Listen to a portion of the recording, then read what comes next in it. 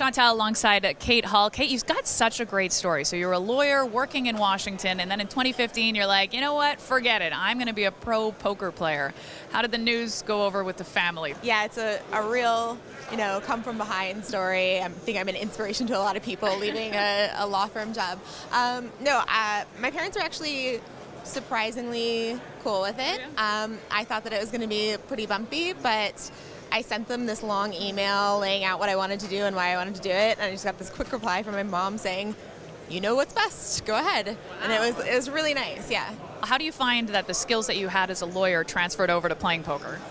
I think there is surprisingly little overlap. It's something that people expect there to be, but it's sort of, there's some psychology that's useful in both areas, but for the most part, there's just not that much of an overlap between the two.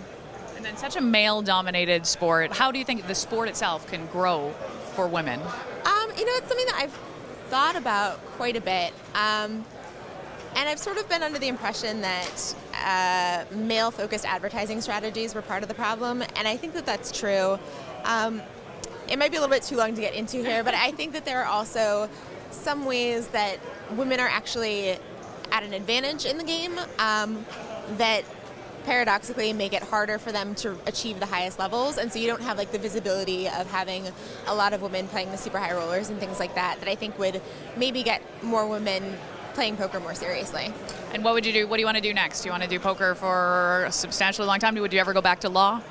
I think my plan right now is to play poker for another year through next series, and then I'm going to go into some sort of work in effective altruism. REG is a great charity for poker players that focuses on that. I'm more likely to be going into some sort of artificial intelligence safety policy work, so not exactly law, but something that will draw on my law experience and be helpful. Very cool. Good luck in today and in life. Thank you. And keep it locked to PVN. We'll have more updates and interviews throughout the day. We are broadcasting from Party Poker Million North America at Playground Poker Club in Montreal.